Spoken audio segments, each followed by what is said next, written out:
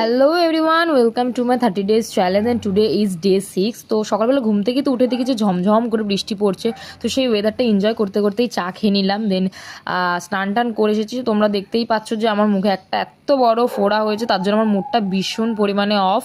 তো তারপরে লাঞ্চ করতে বসে বললাম। লাঞ্চে ছিল হচ্ছে ডাল, মাছের তরকারি আর হচ্ছে মাটন যেহেতু আমি খাই না, তাই আমি মাছের তরকারি ডাল দিয়েই খেয়েছি।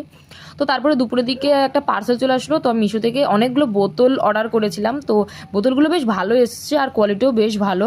তো তারপরে আমার যেহেতু ফেসে একটা পিম্পল হয়েছে, তার জন্য একটা নিম ফেস প্যাক আমি ইউজ করে নিলাম। তো আমাদের পাশের বাড়ির একটা দিদির আজকে জন্মদিন, তার জন্য ডেকোরেশন আমি, আমার বোন আর একটা আমার বোন মিলে করছি, আমরা তিনজন মিলে। এই যে এই দিদিটার আজকে জন্মদিন। তো এটা হচ্ছে দিদিটার birthday cake. Happy birthday to you, happy birthday to you, happy birthday dear পিউদি।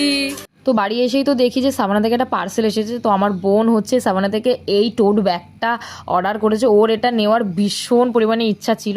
তারপরে এই মালকিস বিস্কুটটা খেয়ে নিলাম। So bye bye.